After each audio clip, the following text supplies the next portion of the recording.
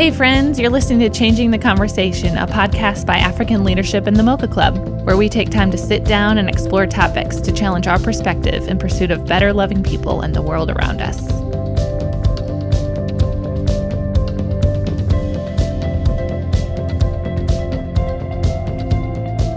I am so excited for you to come on the podcast today. For those listening, you are going to be hearing from author Shannan Martin.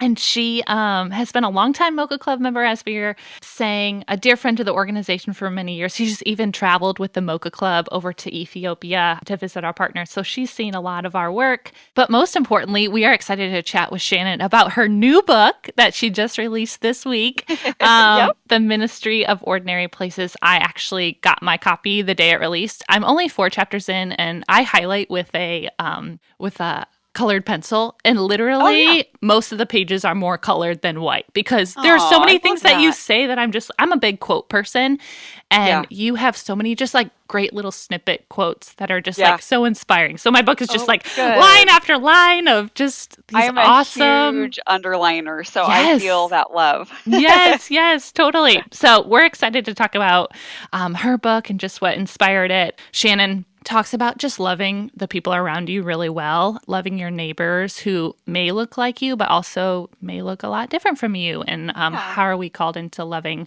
people no matter if they look like us or not? So it'll be a great conversation. Our podcast is called Changing the Conversation.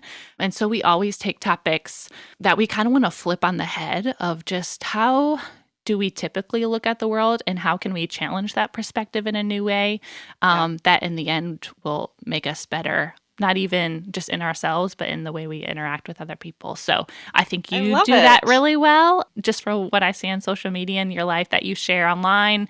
I think that you are changing the conversation in many ways, and it's really inspiring. And so I think it's a gift to be able to hear from you. Yes, I love this.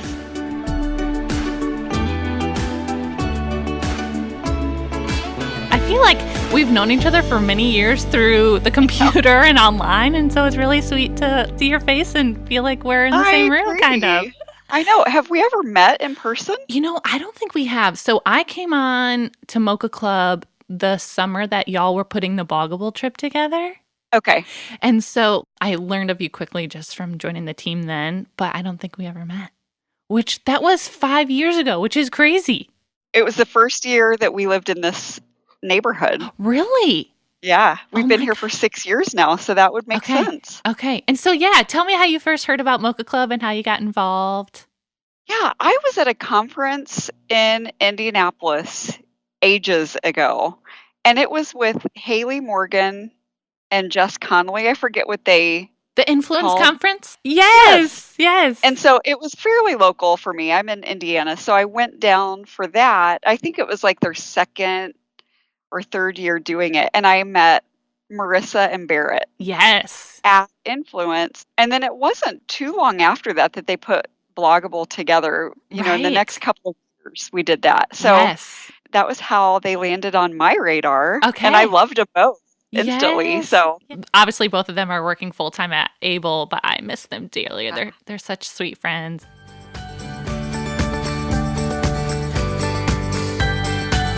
Okay, so first off, paint a little picture for our listeners, just what life looks like for you, your family, where you live, just so we know kind of where you're coming from. Yeah. So my husband, Corey, and we do have 4 kids, and all of our kids came to us through adoption. So they each have, very unique and special stories. We live in Goshen, Indiana. We moved here about 6 years ago. And just to back up a little step, we had come from a very country, rural setting. That's where we thought that we wanted to be forever.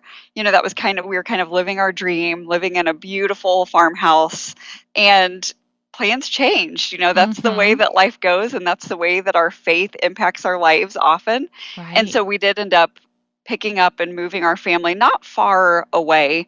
We're still in the same county, but we did move from the country into a very ordinary, kind of shabby, a low-income neighborhood in a nearby city. Okay. And so we've been living this neighborhood life now for 6 years, and we absolutely love it. It has changed everything about our lives. Our neighbors Yeah. have absolutely changed our lives. A couple of years into moving over here, my husband Corey became the chaplain of the county jail. Oh, So how cool. that was just, another layer deeper. So, Yeah. yeah, we just, we're really lucky that we get to live our lives with a really diverse and rich and wonderful group of people.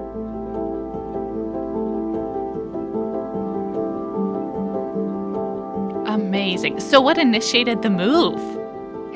It was actually a sermon series that we listened to, as dramatic as that sounds. Wow. Um, that yeah, that's pretty powerful because we had never had anything like this happen to us before. But it was actually the sermon series that became the book Radical Okay. by David Platt. And Okay. for anybody who has heard of that, I mean, it was a pretty popular book, a Okay. handful of years ago. Okay. And, just kind of a call to really love the poor, to love the people at the margins. And it really rattled us in a lot of ways because, we had both grown up in the church forever and kind of thought that we were right on track and thought we were really living the way that we should be living. And so for us, it was just a jarring moment of realizing we were missing some key things. And for us, it meant moving. That's not to say that you have to move in order to love the poor. I think that's something we Right. can all do in a lot of different ways, no matter where we are. But for us, at that point, we kind of knew that God had more for us and that God's more for us was going to look like less. And Wow. so our jobs really shifted, our income shifted. We did move. We moved into a much smaller home, in a lot of ways where we had always kind of climbed that ladder and, kind of done that American dream with the sight of Jesus thing. Right. We felt really like, now was the time for us to kind of back down off of that ladder. And instead of climbing, we started sort of digging, just Yeah. getting low to the ground. So it's been quite an adventure.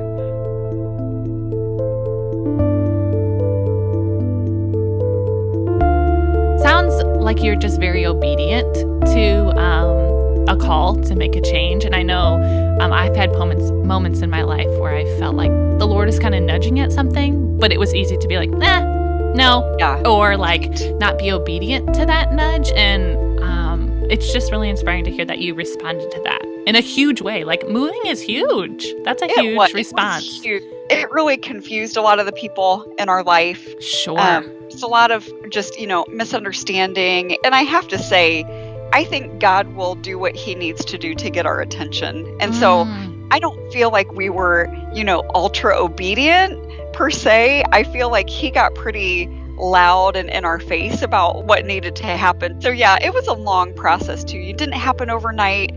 And most of the time, as much as, we felt like God was sort of backing us into a corner in some ways and making it a bit easier for us to make that decision, it was also really, just one step at a time, just kind of one step in this direction without knowing what the end game was going to look like. Sure. And over the span of a couple of years, a lot of this stuff happened. And so it just kind of unfolded in some pretty slow and ordinary ways.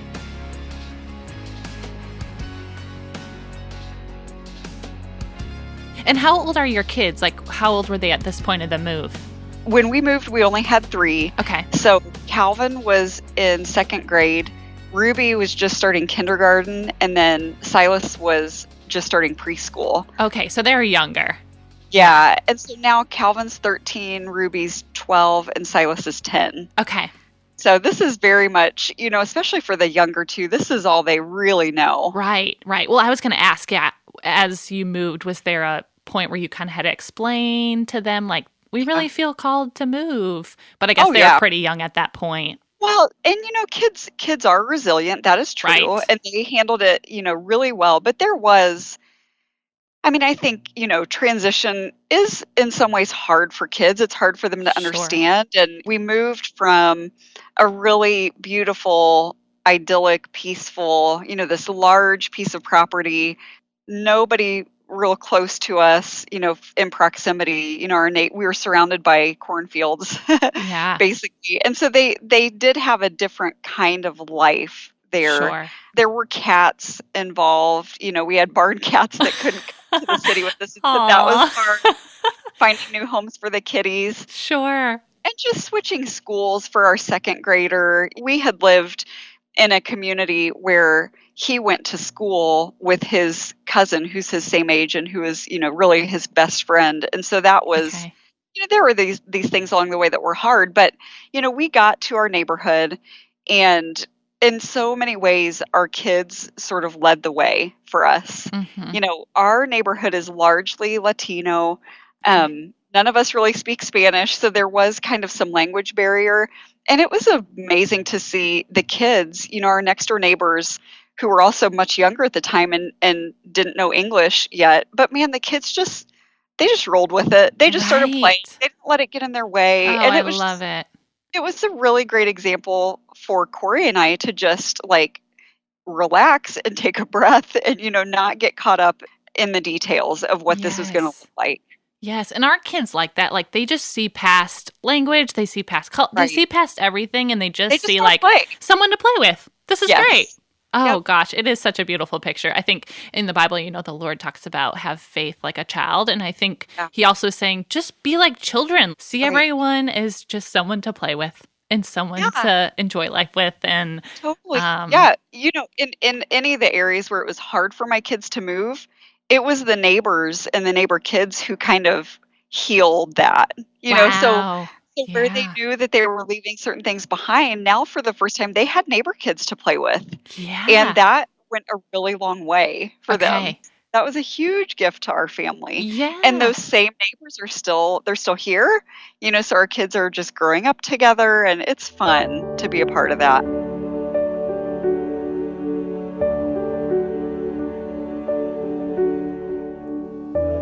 I want to ask you about your kids furthermore. Did you always know you're going to adopt? Yeah, I mean, to be honest, like I was not the girl who was, all I want to do is be a mom. Yeah. When Corey and I were first married, we weren't even really ready to start thinking about a family until years into being married. And so, Okay. we were actually living in Washington, D.C. at the time. Corey was working on Capitol Hill, and I was working close by at a political think tank. And we were living in this very different setting than anywhere we had lived before. And that's when we started feeling like, okay, we're ready to start a family. And I just assumed, when you're ready, you do. Yeah. Yeah. So we didn't know that we would be handed the gift of infertility. That's not trouble that we had borrowed. Mhm. But when we faced infertility and we went through some treatment, we went down that road a little bit and just pretty clearly knew that we were going to kind of switch gears and move towards adoption, which is not something we had planned. It's not something that we knew a lot about. Right. And, Calvin's 13 now. So 14 or 15 years ago, adoption was different than it is now. I mean, it just wasn't. Yeah. And social media, the internet, the world was different enough that I didn't really even know many people who had adopted. I mean, now it feels like it's a lot more prevalent and, Right. you can find your people. And back then it was just different. So that was our first big surprise in life. The first big thing that was like, okay, we're not as much in control of life as we thought we were. Right. But what a surprise. If you're going to be surprised by something, let it be adoption. This is the way that God does take broken things and kind of patch them back together. So we're really Yes. grateful. That's awesome. I love how you explain it, the gift of infertility. That's just, Yeah. it's a beautiful way to look at it. I have two dear friends that both has gone through that of infertility, Yeah. and they now have two children. Each of them have one that are adopted, and just walking through that with friends. I'm single, Yeah. and so I am not at that stage of life of knowing if I Yeah. will be able to be a mom naturally or not. Right. But it's been a gift for me to get to walk through their stories of Yeah. infertility, and then again adoption. And gosh, it's hard, but it's beautiful. Right. I mean, yeah, I don't want to make light of the suffering of infertility, Right. but we know that suffering is its own kind of gift. Yes. Yes. So we know that there's a lot to be learned. Now I look at my kids and it's like, of course I can't imagine my life any other way. Yes. Yes. And we're really careful in our family to not minimize the grief and the loss that our kids face, because of their stories, through Yeah. no control of their own, and to really tread cautiously on how we talk about it, how we think about it. The truth is, they made me a mom, and I'm forever grateful. Hmm. But the truth is also that they lost a lot along the way. And so we want Wow. to always really honor the sadness with the celebration, because Mm. as most things in life, it's a little bit of both. So, how old were they when you adopted them? Were they babies? Were they older? Calvin he was 4 months old. He was born in South Korea. Okay. And then Ruby was born locally in the area. We have an open adoption with her birth mom. I was in the delivery room when she Oh, was born. wow. Uh-huh. So we had her from birth. And then Silas was also born in South Korea, and he was 18 months old. Okay. So he was a baby, but in a lot of ways, he felt like a teenager compared to the first two. When Right. you have an 18-month-old like walking and talking, and Right. that was a whole different thing. And then a year after we moved here to the neighborhood, it was around the time that I was in Ethiopia Oh, wow. with Abel and Mocha Club. We were kind of in process then, because I remember talking about it with that group. Now Oh, that I think about it, wow. we adopted our fourth kiddo, and his name is Robert. And at the time, he was 19 and he was Oh, in wow. jail. Wow. Okay. Yes, it was like a huge surprise. So he's 24 now. Okay. He's grown. Sure. He was a literally big surprise in our family. Yeah. He's very tall. Yeah. Are you and your Very big. husband tall or shorter? Corey is about 6 foot tall. Oh, Robert okay. is like 6'4". Oh, my So he's gosh. just a giant. Life is just such a hilarious surprise sometimes. Mm-hmm. So it's funny because when he came into our family and, we began visiting him at the jail, that was Corey and I's first encounter with jail at all. Okay. And then, a year or two after that, Corey became the chaplain of that jail. So it's kind Okay. of another one of those things that's like, in hindsight, you can kind of see how everything was sort of fitting together along Right. the way.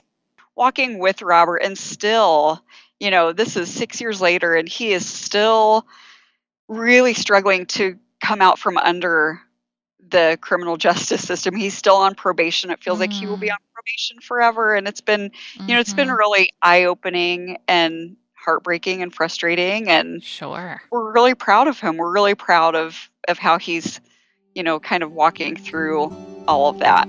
Awesome. That's so great. Well, I can already hear in different things that you're showing about your life, areas that you're living out of ministry in ordinary places. Yeah. I understand why you wrote a book about it, because I see these multiple places in your life while you're doing it. So let's dive into the book. First, congratulations. Well, thank you. This is book release week. How does it feel? Yeah. It feels good. It feels, today's Friday. And so Uh-huh. I'm like, okay.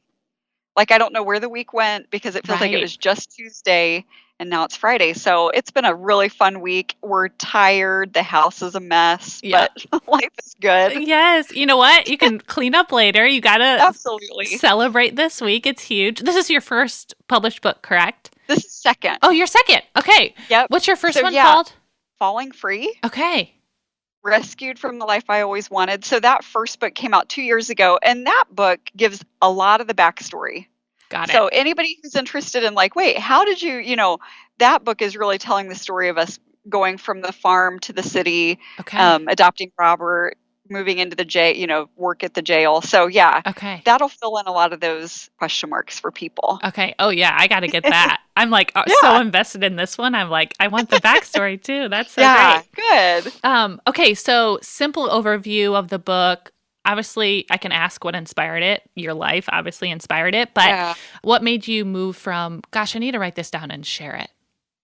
Yeah, I think after we moved to the city, after the dust had kind of settled and we were settled in here in the neighborhood, the question that kept coming up in me was, okay, now what? Mhm. Okay, we had all this transition. Now we're here. And, the excitement eventually wears off. The kind of anxiety or fear that we had about the unknown wore off, because now we know. Now we know that we had a lot of people kind of warning us that, we were coming into a risky place and, all these things. And now we're here and it's like, okay, this is a wonderful place to be. We're really Mhm. fortunate to be here. But, now what are we supposed to do? And we knew that we weren't here to plant a church or start a food bank or, we knew that there wasn't a particular thing Mhm. that we were to do. And we knew that we were coming here to be neighbors. Mhm. Um, so we knew that we are still on that journey of learning what does it really look like to really be with in meaningful ways the people close to us, because we Mm. know that that's how Jesus lived. You know, Absolutely. that's how he lived his life, his ordinary life. I mean, I think wherever we are, no matter who we are and where we live, we are in our ordinary. And so our ordinary kind of looks different from person to person.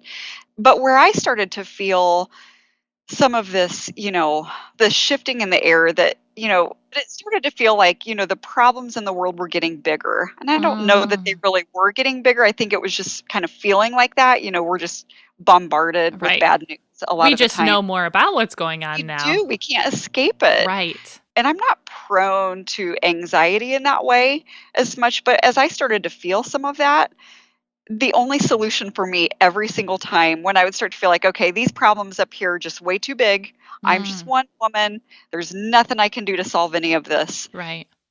Where I felt the Lord kind of leading me every time I would get to that place was kind of like, you need to get down on street level and pay attention to your place, and there's Mm. probably someone within eyeshot or within arm's reach who you need in your life, who needs you in your life. This is what it looks like to really live meaningfully with the people around us, to not get so caught up in these big issues. Not that we Mm. shouldn't care. Sure. I think there's a lot of systemic stuff that is broken, and we need to find our place in that.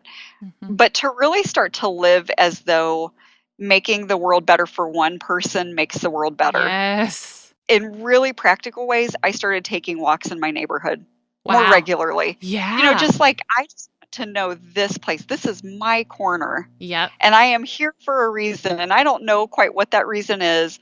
I know I'm not here to save anyone. I know I'm not here to be anybody's hero. I know I'm here for my own growth. Mm. All of these things are true, but I also know that life is just better when we walk through it together. Yep. I started to notice different things going on. I started to notice, the pain that some of the people around me were suffering through. Because I think, the people around us will tell us what they need. They'll tell us how we can help if we're listening. And, that's kind of the heartbeat behind this book, is to just really get intentional about blurring together what we think of as like, here's my life and here's my ministry. And I keep them both separate. I Yeah. go do ministry and then I go home. Rather than looking at it like that, what if we just really let it bleed together and we really let it kind of get muddy? Mhm. What if we really Mhm. just look at ordinary life as like, this is our ministry, and not Yeah. in a way that, we just get to stay home and worry about ourselves. I mean, I think we need to be really intentional about, making those connections and loving and being loved by the people around us. So Yeah. that's the book. I love it. It's all of these stories. It's the stories of my neighbors, and really meaningful that so many of them supported me, kind of stewarding that story, and, writing down the things that I have learned from them, the things that they teach me along the way. It's really special to me.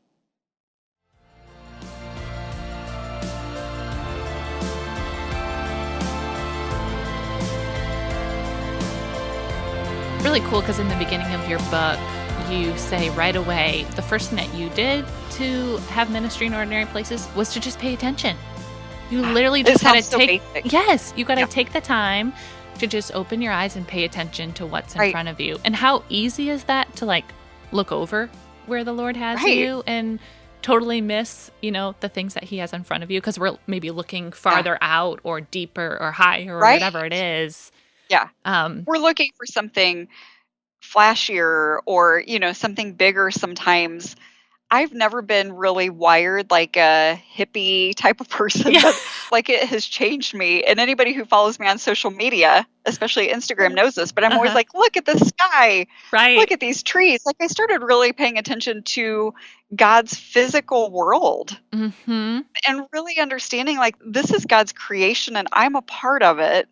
This is God's gift to me every day. Every day we wake up to a brand new sky. Every Yes. day there's something that looks a little bit different as we walk through our neighborhoods and move through our places. And, if I can start to notice these differences, Mm. then all of a sudden this place becomes more beautiful to me. Yeah. And as my place becomes more beautiful to me, I love it more. And as I Yeah. love my place more, I love the people near me more. Mm. It all does kind of flow together. And it was such a meaningful time for me because, at the point that I really started to get intentional about watching and looking and listening, as we read the Gospels, that's the language we see. Mm-hmm. Jesus noticed, Jesus heard, Jesus saw. So it's Yes. thinking like, I wonder if he's trying to tell us something here. Right. Right. Gave us these bodies and these five senses, and maybe there's something to this. Right. So it really for me became almost like, I'm somebody who's always struggled a little bit with this idea of daily quiet time that Mm. people in church like to talk about. I've always, I've never felt like I was really disciplined with that. And now all of a sudden, I started to feel like, okay, daily quiet time might look different than Yes. what I thought. It might not be closing my bedroom door and being alone in solitude and quiet. And sometimes it is, and sometimes it should be. Right. But being with God so often for me means being outside, it means being with people. This is where Jesus spent his time. He, of course, spent time alone, but he lived his life really in proximity with people around him. That tells us something about the character of God. And that tells Mm-hmm. us it's important to be intentional, even for introverts like me and Corey. Yes. We're both introverted. Oh, You know, hilarious. we're learning as we go, and it's fun and it's sad and it's heartbreaking and it's Yeah. beautiful and it's everything, Sure. which means that it's abundant. Like this is the abundant life.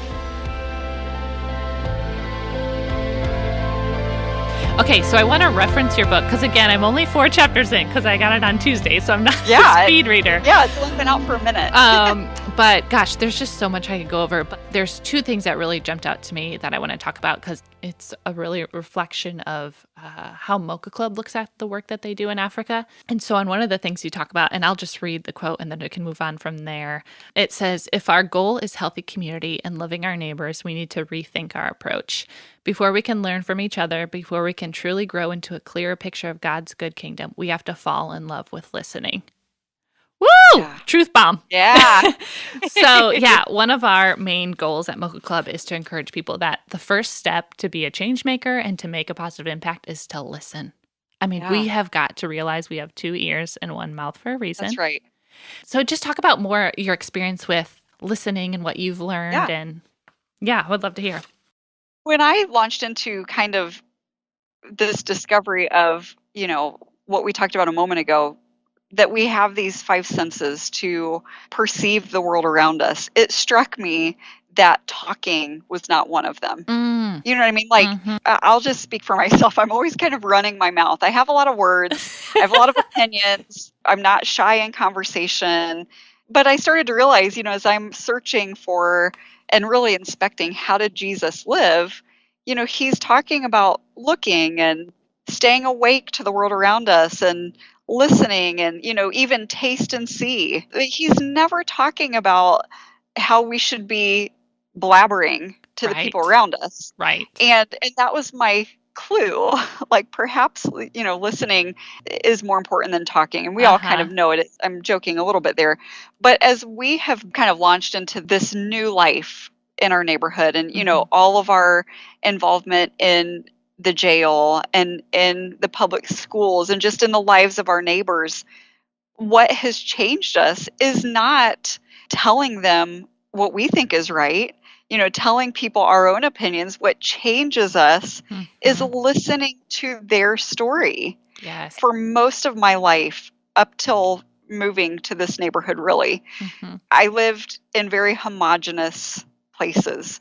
So I lived in many different locations where everybody around me, for the most part, everybody who is a meaningful part of my life, looked and lived and believed exactly like I do. Right, right. And so when we found ourselves here, suddenly we realized, aside from there being a lot of ethnic diversity, aside from the socioeconomic diversity, there was also just a lot of diversity of thought. There was diversity of belief. We started to really love people who were living stories that we didn't know anything about.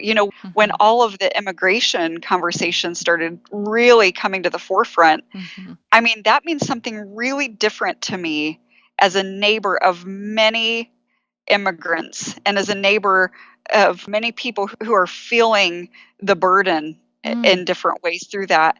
I mean, if I didn't live where I live now, my thoughts and my feelings about this would be different. And so we started to see all of these instances where knowing and loving people who in some way are different. Because I think the other thing that we've learned is in most ways, in like the most elemental ways, we're all kind of the same. We might look different on paper. We're all kind of wanting the same things. And, we want belonging and we want purpose and we want to be trusted and loved, Yes. But to really start to come near and listen to the stories of people who in some ways live differently than we do, it just split our world open. Yeah. Yes. Traveling to Ethiopia, that's an example of, I remember powerful moments. I still think about some of the moments on that trip, talking to these women who live a really, in some ways, a very different life than I live. And listening to the way they see the world and the way they see God and the way they see their place in the world. I mean, when we get close enough to really listen to people, it will change us.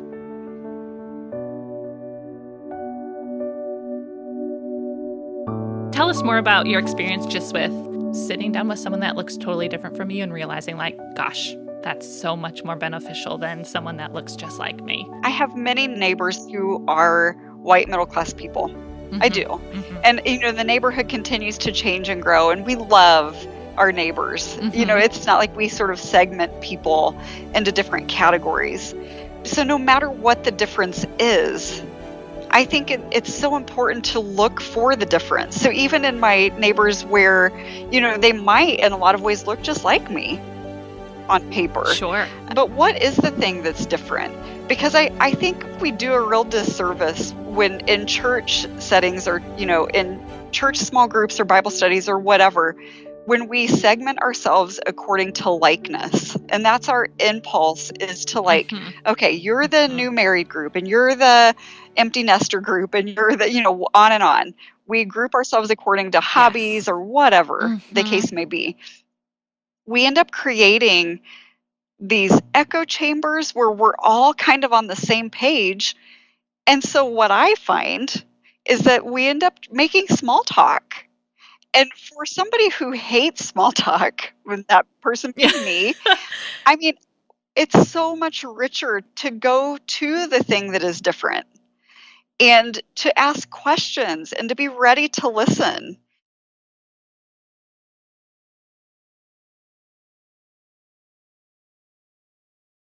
People talk about finding their people, and I understand that.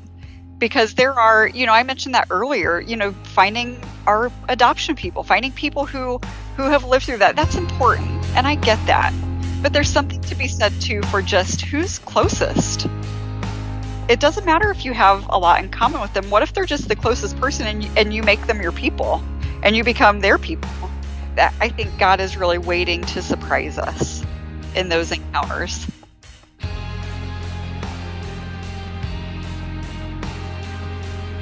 Okay, well, I have loved this conversation. I know we both got to go quickly, but wanted to just say thank you so much for taking time to share. And gosh, I just feel like we have similar heartbeats, so this is really encouraging for me to sit here with you. We do. I knew it would be fun. And I have to say, I have loved being a monthly supporter of Mocha Club since that trip I took to Ethiopia 5 years ago. I mean, we are just, we are proud of the work that's being done, and I saw it for myself. I saw it with my own eyes, and it made me a believer. So yeah, it's an honor to kind of be with you guys in that. So keep it up. Thank you, and thank you so much for being part of it. We can't do it without our members, so you are such a vital part. So good to see you, Shannan. You too. Thank you for spending time with me, and we'll talk soon. That sounds good. Okay. Thank you. Bye. See ya. Bye-bye. Okay, listeners, thank you so much for taking the time to check in and listen to my conversation with Shannan. Gosh, that was such a blessing to just sit with her and hear her heart. And I hope you were as encouraged as I was. So if you are interested, which you should be after that conversation, it was amazing, you can buy her book, The Ministry of Ordinary Places. I got my copy off Amazon, but I'm sure it's in any other popular booksellers that you know of. But if you want to look online, just type in The Ministry of Ordinary Places by Shannan Martin, and you'll see all sorts of options to get her book. But I highly encourage you to do it. Gosh, it's been such an inspirational thing for me to read. And again, I'm only 4 chapters in, and it's mostly all red highlighter. So there you go. And again, if you are just tuning in to Changing the Conversation, we have a lot other episodes that we have launched, so please go back and listen in, learn more about the Mocha Club and African leadership and what our organizations do on the continent of Africa, and subscribe. We are going to be launching more podcasts in the future, looking to launch them bi-monthly, 2 times a month. So subscribe to make sure you don't miss out on conversations. We have really important conversations with our partners all over the continent of Africa, with friends, artists, writers here in the States, just places and people that are changing the conversation in their own lives. So tune in and learn more.